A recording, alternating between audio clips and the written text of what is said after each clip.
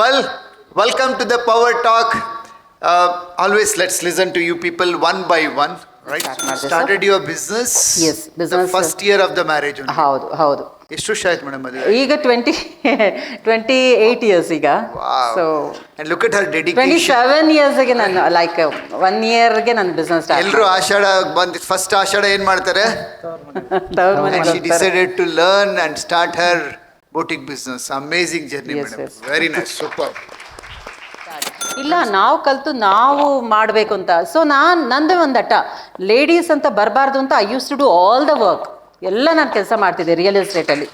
So ನಿಮ್ಮ ad ನೋಡಿದೆ, ನನಗೆ ಕನ್ನಡದಲ್ಲಿ ಡಿಜಿಟಲ್ ಮಾರ್ಕೆಟಿಂಗು ಹೇಳ್ಕೊಡ್ತೀವಿ ಅಂತ ಬಂತ್ರಲ್ಲ, ಐ ಫೆಲ್ಟ್ ವೆರಿ ಹ್ಯಾಪಿ. ಇಮಿಡಿಯೇಟಾಗಿ ನಿಮ್ಗೆ ಗೊತ್ತು, ನಾನು ಫಸ್ಟ್ ಡೇನೇ ನಾನು ಮನಸ್ಸಿಗೆ ಟಚ್ ಆಗಬೇಕು. ಮನ್ಸಿಗೆ ಟಚ್ ಆಯಿತು ಅದು. ಏನಾಗಬೇಕು, ಕಸ್ಟಮರ್ಗೆ ಕನೆಕ್ಟ್ ಆಗಬೇಕು. Thank you so much madam.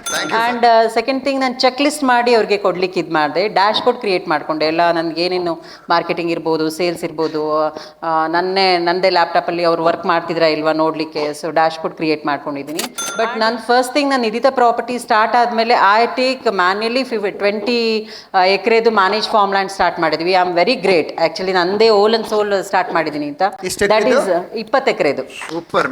That is actually so your whole and sole marketing ನಂದೇ. ಅದು ಹೌದು, ನಂದೇ marketing. Where do you like to see yourself in next 10 years down the line?